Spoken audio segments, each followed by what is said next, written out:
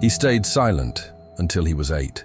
When he finally spoke, 4 words froze the room and became the starting point for a criminal psychology analysis. Before that day, there were patterns no one connected. A notebook with repeated drawings of locked doors, a toy buried and unearthed like a ritual, the obsessive counting of steps to the window. To some, it looked like mere childhood eccentricity. To those who study the criminal mind, developmental psychology, and ignored signs, it already brushed against deviant behavior and possible conduct disorder traits. Would you call it a phase or recognize the first warning of a traumatic childhood ready to spill over years later? Tell me in the comments what you would think if you heard this at 8, what psychological hypothesis you would raise, and what action the school or the family should have taken. Stay with me, because now we are going back to the earliest days of this story to understand how those 4 words were born, why they repeated at specific moments, and how they connect to a criminal profile that might have been stopped at the very beginning.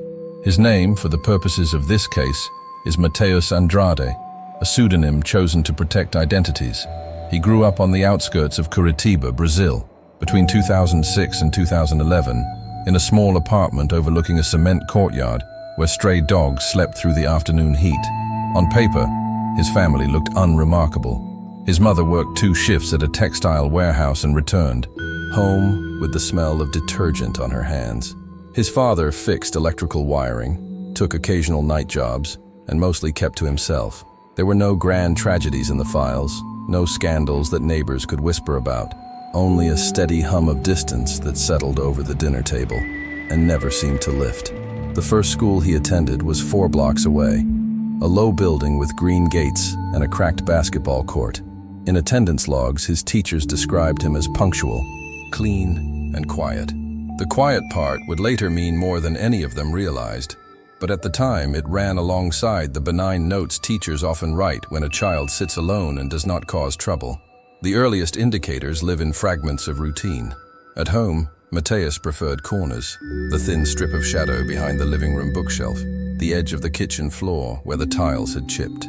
He often retreated there with a single toy soldier that he would bury in a flower pot, cover with soil using a plastic spoon, then excavate carefully as if searching for an artifact. This became a daily sequence, a private ritual marked by repetition and focus that exceeded ordinary play. In school, he did not raise his head when his name was called. Selective mutism appeared in a pattern that matched the literature of developmental psychology, most pronounced in formal settings and attenuating slightly when he observed from the back of the room. He watched other children perform social scripts at recess but did not join in. He counted steps from his desk to the door every day and would start over if someone interrupted the cadence. When he finally began to draw, he filled page after page with a single motif: doors. Some had heavy locks, others had eyes scratched into the wood grain. Many had numbers repeated on the frame. The drawings were neat, controlled, and unusual enough for a teacher to staple a few into his folder with a small note for the parent meeting. To a casual observer, this could sound like temperament, shyness, creativity. To anyone trained in criminal psychology, it also raised a cluster of behavioral red flags that deserved monitoring. Family dynamics were neither chaotic nor comforting. His mother was present but exhausted, generous with practical care yet short on time for sustained conversation. His father avoided conflict by vanishing into tasks and late shifts, only to return and sit silently in front of the television with the sound low. There were evenings when the air in that apartment became so still that a dropped spoon sounded like an alarm. On weekends, Mateus arranged his soldiers in strict lines, then abandoned them mid-game to sit by the window. When his mother asked about friends, he shrugged and studied the pattern on the curtain. He did not complain about bullying, and none was documented in the early notes, but he circled the perimeter of social life as if pressing against glass. During a mid-year meeting, his teacher mentioned the drawings and the long stretches where he did not speak. The counselor suggested a referral, not because anyone was panicking, but because the profile fit a child who might benefit from early intervention and language strategies. The family agreed in principle and promised to think about it. Calendars turned, forms were misplaced, and life resumed its forward motion. A familiar gap between recommendation and action, that forensic casework encounters again and again. As months passed, the rituals deepened. The toy soldier stopped appearing in the flower pot and was instead wrapped in tissue and placed under his pillow. He began to stack his notebooks in a specific order each night and grew agitated when anyone shifted them by even a centimeter. He scouted the apartment for weak spots, the window latch that stuck, the balcony lock that sometimes failed to catch.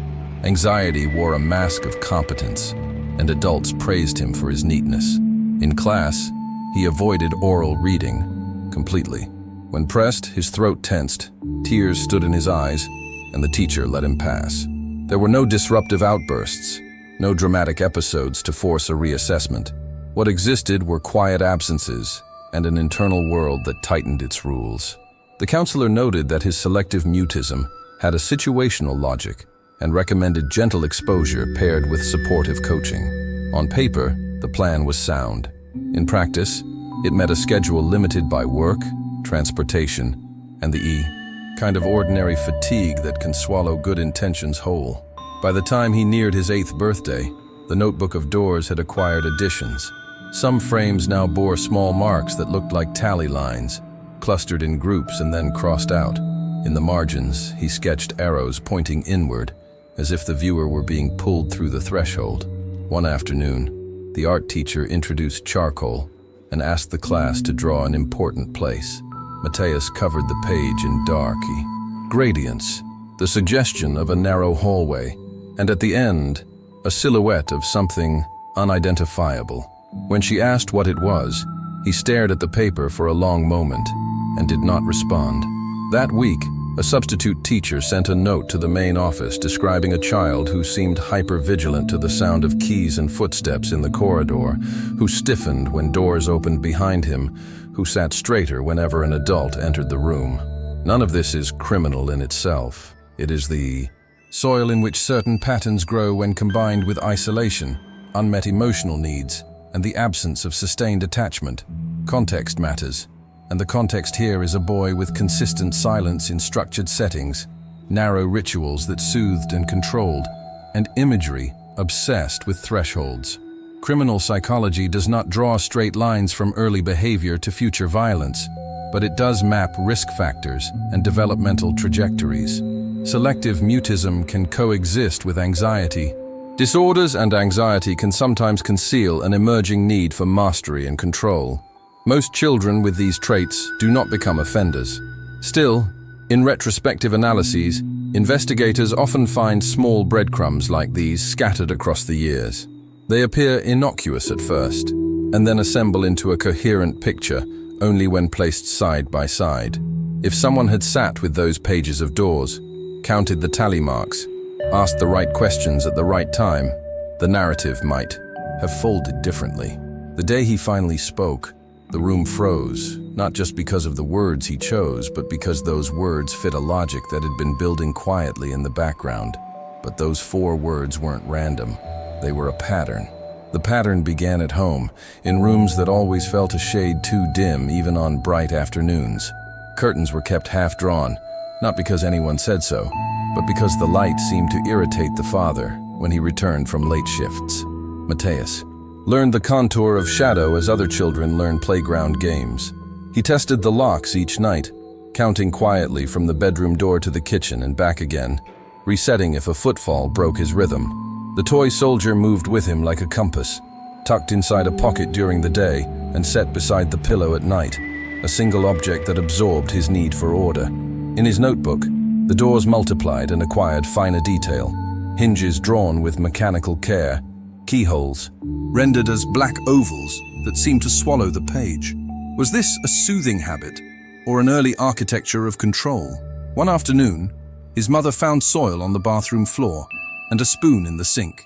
He had transplanted a small plant into a deeper pot and smoothed the top like a miniature grave, then sat by the window and waited for a sensation he could not name. What would you call that behavior if you were seeing it for the first time? There were micro-revelations the family did not register as such. During a thunderstorm, the power flickered, and he moved through the dark with uncanny confidence, testing latches, aligning the doormat with the tile seam, retrieving the soldier from under the bed as if it were an evacuation drill. He began to carry a brass key he had scavenged from a broken padlock, polishing it with a piece of cloth until his fingertips smelled metallic. Keys meant timing, control, permission.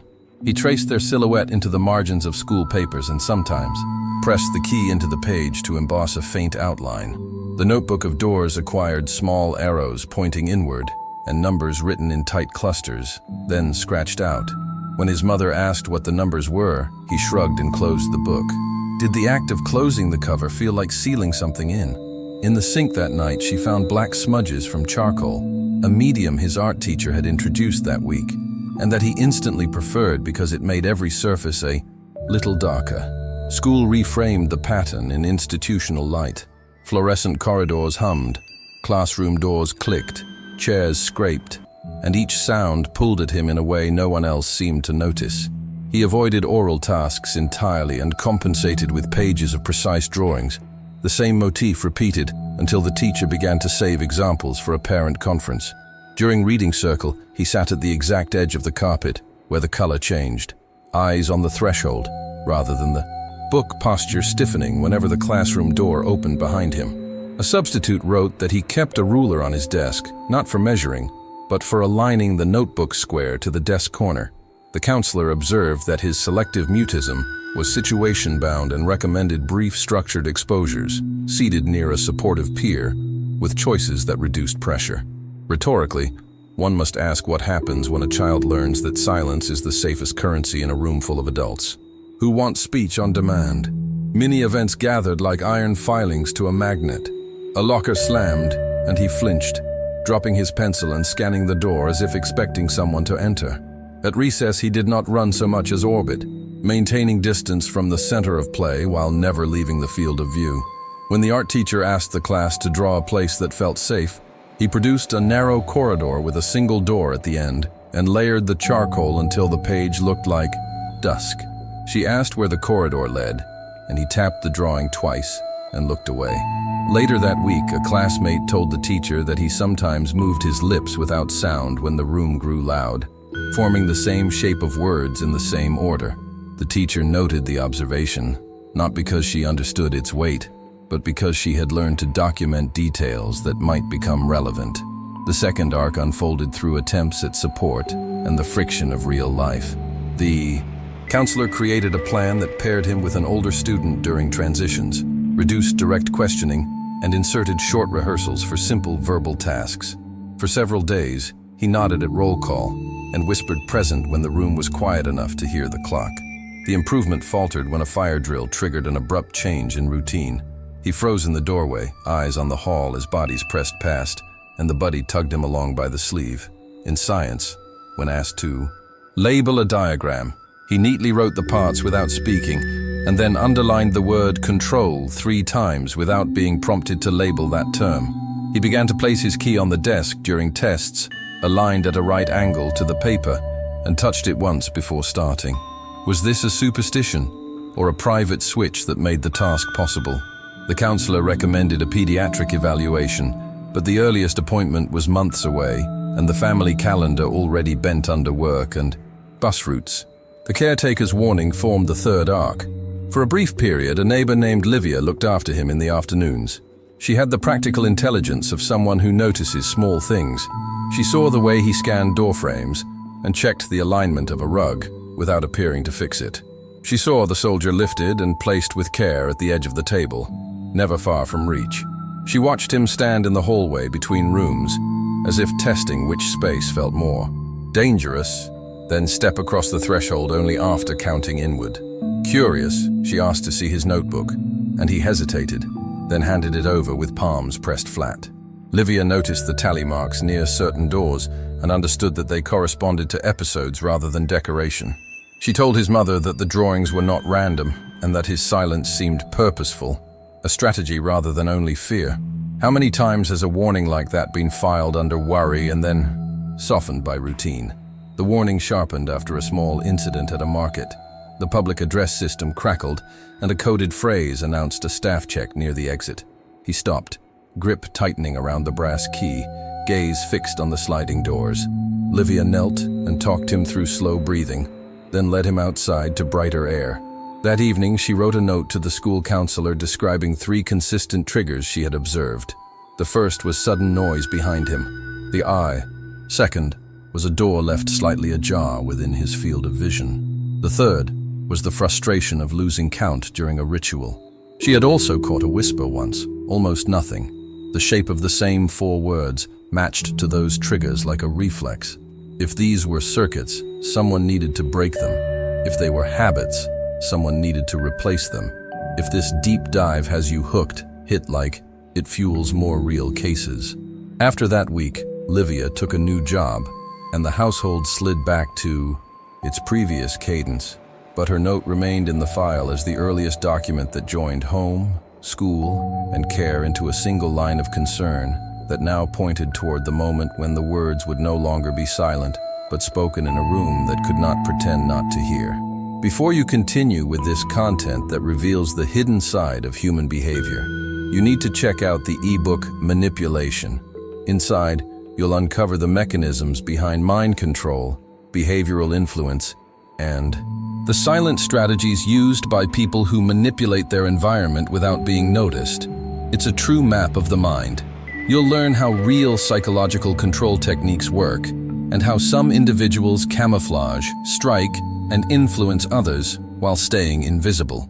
You need to take this knowledge to the next level, because in the psychological game, those who don't understand become pawns. After the video ends, open the link in the description and get the ebook.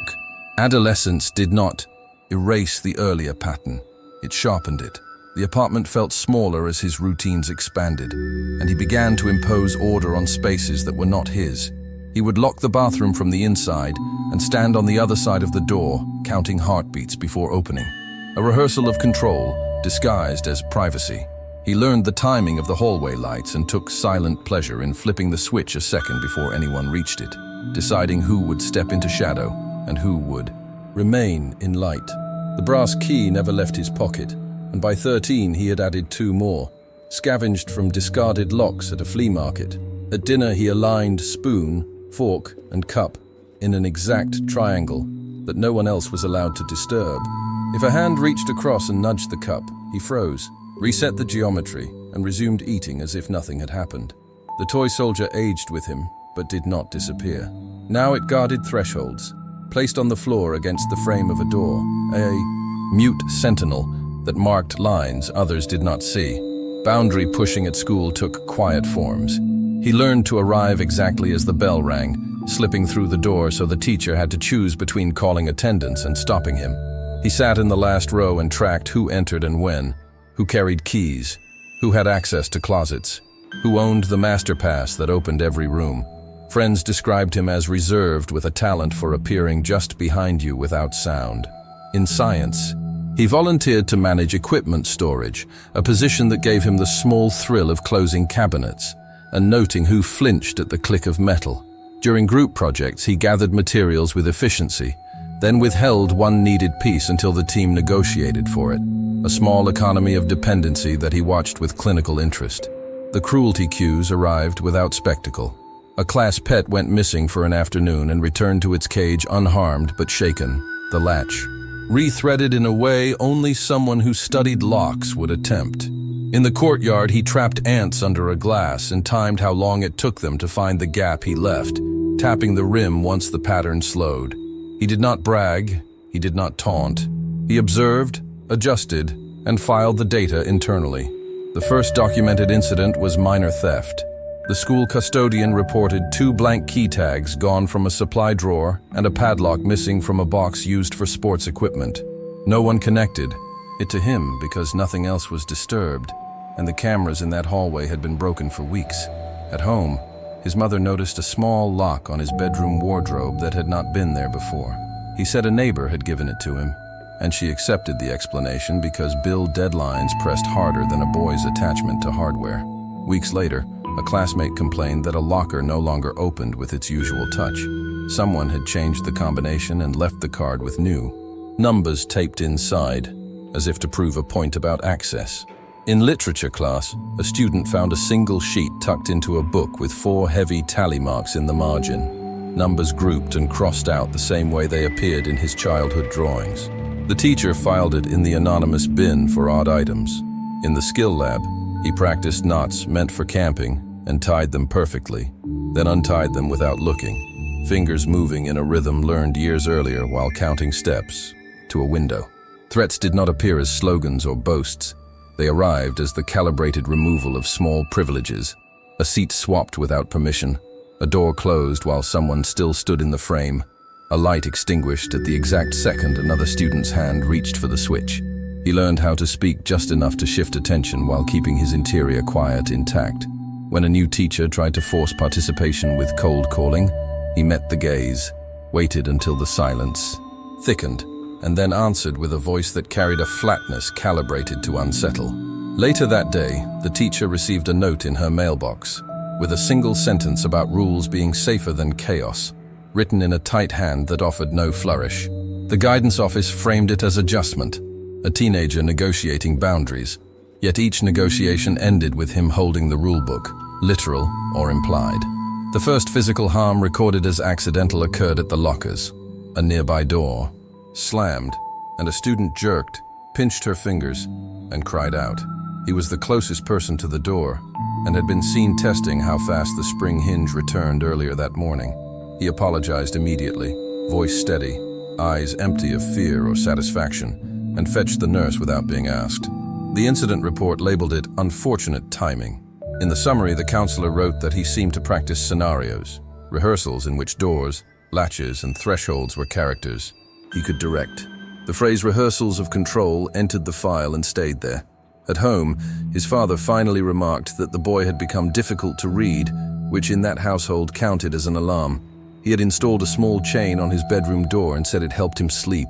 His mother let it be, because he had begun to sleep through the night again and grades remained high. In the middle of this escalation came the discovery that shifted the case. It began with a water leak from the apartment above that forced the family to move furniture and pull a shelf from his wall. Behind it, they found a makeshift corkboard divided into quadrants with string lines connecting index cards. There were sketches of doors traced from memory, lists of times when certain rooms in the house were empty, and small squares of paper with initials that matched family members and a few neighbors. The brass key had companions now, 3 more keys on a loop, none cut for their doors, each labeled with a letter. In the drawer lay a notebook he had begun to keep in adolescence, the childish doors replaced by floor plans of hallways at school and quick studies of locks on utility closets. Along the bottom of one page were the 4 words rendered in block letters and then overwritten with layers of charcoal until they became a dark band. What they found in his room explained the 4 words, not by definition, but by architecture, a map of how control had become a religion, how thresholds had become altars where he rehearsed power in increments. When the school learned of the board, a meeting followed. The counselor reviewed the material and recognized the continuity from earlier years, the same insistence on order, the same hunger to decide access and timing. He did not show rage, he showed design. The team increased supervision during transitions, assigned him structured roles that channeled control into harmless routines, and scheduled a fresh evaluation. He cooperated, wrote complete sentences, and offered plausible rationales for each artifact. The keys were a hobby, the drawings were art, the schedules were efficiency, the explanations were tidy enough to pass a quick inspection. But the faculty who had watched him grow knew tidy did not mean safe. Love forensic psychology and dark childhoods. Subscribe now. The note from Livia resurfaced, and the counselor underlined the section on triggers, drawing a line from sudden noises to doors left ajar to rituals broken. Mid-count. The escalation had not exploded into spectacle. It had matured into a system. The question now was not whether he would speak the 4 words again, but when, and under which conditions, and what that moment would release in a room that had already learned to listen. The day itself looked ordinary. Overcast sky, a thin smell of rain in the corridors, that hum of fluorescent light that flattens every sound. First period passed without incident. Second period, he volunteered to return a box of supplies to the storage room at the end of the hall. A classmate offered to help. He nodded once. They walked together, the box balanced between them. Inside the storage room, he placed the box on a shelf, turned, and noticed the door closer mounted high, the spring hinge, the rubber wedge on the floor. He picked up the wedge and set it on a different shelf. The room went dim when the motion sensor failed to register movement. He held still and counted. The classmate asked if the light was broken. He did not answer. He stepped to the threshold and rested 2 fingers against the door as if listening to a pulse. Then he pulled the door until it was just shy of closed and let it rest there. The gap, a thin stripe of light. He did not slam. He did not lock. He did not shout. He decided. The classmate moved toward the gap. He moved first. The door settled. Outside, the hallway noise expanded and shrank like a tide. Inside, the inventory of objects seemed to hold its breath. He reached into his pocket and touched the brass key. Flat affect. No rush in his voice when he said they would wait. He counted the hinges. He tracked the seconds by breath. When the footsteps outside approached, he held still until they passed. He had rehearsed versions of this moment in his head for years, with doors drawn in charcoal, with tally marks, with the toy soldier set at thresholds. The soldier was in his bag today. He took it out and placed it at the base of the shelving unit facing the door. A small figure looking at a line no one else could see. It lasted minutes, not hours. Long enough for the classmate to knock, for the knock to echo too loudly in that box of a room, for a staff member to hear and open the door with a question that tried to sound calm. He stepped back as if nothing had happened. He retrieved the wedge and placed it again in the path of the door, as if tidying an accident. He said he was sorry, the words smooth and preloaded, practiced without wobble, rehearsed. Apology. The classmate moved out quickly, eyes wide, hands shaking. He picked up the box and asked where it should go now. The staff member told him to wait in the office. He did not resist. The office had a glass window that looked onto the corridor. He sat in the chair closest to the door and watched the rhythm of keys at belts and lanyards. A vice principal asked standard questions. Why were you in the storage room? Why was the door closed? Why did your classmate feel unable to leave? Hey, answered in complete sentences that explained nothing. He blamed the broken light and the heavy door. He said he had tried the wedge and must have misaligned it. He apologized again. The tone did not bend. He rotated the brass key at his fingertips, 1 quarter turn, another quarter turn, 4 times, then set it in his palm and held it flat until his skin warmed the metal. A school resource officer arrived and joined the conversation. The questions reset. The words in the room slowed. He slowed. With them. He said there was no intention to frighten anyone. He said he was only trying to put things back where they belonged. The officer watched his face, and then watched his hands, and then looked at the file that already included the board from his room. The officer asked about the drawings. He said they were art. The officer asked about the floor plans and the lists of times. He said he liked schedules. The officer asked about a sentence scribbled and blacked out at the bottom of a page. He said he did not remember writing it. The officer slid the page across the table. The sentence remained legible under the charcoal, the letters heavy and squared. I want them dead. He did not flinch. He looked at the sentence as if it belonged to someone else and then shifted his gaze back to the key. The interview moved to the police station because of the growing stack of documents and because the school wanted the conversation recorded. The audio picked up breaths, chair legs, the brush of paper. The cadence of his voice did not change. He described the storage room, the door, the light that went out, the wedge he moved, the moment he decided to wait. He did not describe fear, anger, or pleasure. He described mechanics. When the interviewer asked why he decided to wait, he said the room was quieter with the door almost closed. When asked why the wedge was moved, he said it was in the wrong place. When asked about the soldier on the shelf, he said it watched the line. The interviewer asked what line. He said the place where a person becomes a thing that can be placed. The room went silent. The recording caught the faint click of a pen. The diary excerpt appeared when his mother brought a backpack to the station. Inside lay a thin notebook with hard covers and elastic. On one spread, he had copied the school schedule. On another, he had traced the outline of the storage room door and measured the gap at different angles. Along the bottom margin, a low row of letters. Repeated the same sentence in smaller and smaller handwriting. until it became almost a texture. The officer turned the book toward him and asked what the sentence meant to him. He said it was a way to make the thought smaller until it did not matter. He said sometimes the thought felt large and heavy and needed to be flattened. The officer asked if the sentence was his thought. He did not answer. He flexed his left hand and rotated the key again. The apology came one more time, same syllables, same pace, same emptiness. He said he did not mean harm. He said he wanted order. The defining act remained small enough to fit inside a report, yet large enough to realign how the adults in his life understood risk. No gore, no visible violence, no broken objects. A door eased shut, a wedge quietly moved, a toy soldier facing a line, an apology that sounded like a script, a diary that turned words into a field of black. The 4 words did not explode from his mouth in rage. They seeped from the architecture of his days and arranged themselves on paper as if they had always been there. Even now, in the interview room, he did not speak them aloud. He stared at them and seemed almost relieved that someone else had said them in their head. Sound matters in moments like this. The room tone thickened. The microphone caught the faint chime of keys in the corridor.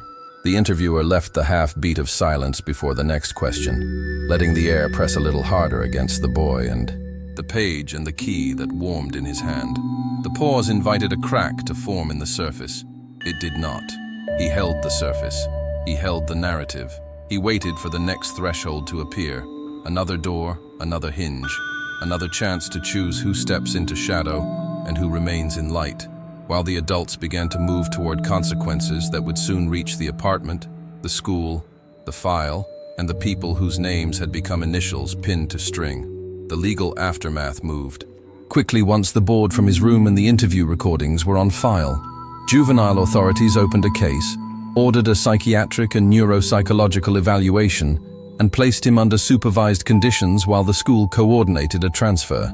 The episode in the storage room was classified as deprivation of liberty without injury, a charge that in the youth system translates into socio-educational measures rather than prison. He received a period of community supervision with mandatory therapy, a curfew, restrictions on unsupervised access to closed spaces at school, and a ban on collecting keys and lock hardware. Records were sealed in accordance with juvenile protection statutes, but the court kept the family under periodic review and required joint sessions focused on communication and boundaries. The 4 words that had surfaced in the diary were not treated as a confession of planned homicide. They were treated as a clinical indicator woven through years of ritual and silence, a persistent thought that had been rehearsed on paper long before it found air in a room. For the classmate who shared the storage room, the impact registered as a calendar of small consequences rather than a single dramatic event. Sleep turned shallow for a while, hallways felt narrower, and the click of a closing door spiked the pulse in ways that took time to name. The school provided counseling and allowed gradual desensitization in controlled settings so that the student could retake possession of ordinary spaces without dread. Friends rallied, teachers adjusted routines, and by degrees trust returned, though certain sounds continue to feel sharper than they should. Staff across the campus attended a training on situational awareness, trauma-informed responses, and de-escalation. Maintenance replaced wedges with door-hold-open devices that fail open for safety but cannot be hidden on shelves, installed narrow vision panels where codes allowed, and added a simple rule that classroom doors are either fully open or fully closed with sightlines preserved. None of this turned the school into a fortress. It simply recognized that control had been a currency in this case, and that architecture can be designed to keep currency from concentrating in one hand. The neighborhood absorbed the news the way most communities do, through a fog of rumor that exaggerates the parts people fear and ignores the parts that might help. Some families pressed for exclusion, others for compassion, and most wanted to keep their children safe without learning facts that would complicate the wish. The administration answered as much as confidentiality permitted and emphasized that the point of the youth system is to interrupt trajectories, not to stamp them in metal. In private, teachers swapped the same sentence they had said in other cases after other close calls. It could have been worse. The neighbor, Livia, felt the weight of her earlier warning and did what many caretakers do when paperwork meets real life. She delivered a casserole and a note to the mother, and then gave the family space. Inside the apartment, consequences discovered subtler forms. The parents removed the chain from his bedroom door and stored it in a drawer. The brass key collection was surrendered to the probation officer and replaced with a plastic token he could hold without risk. Family therapy did not transform everyone overnight. It created appointments where practice could accumulate.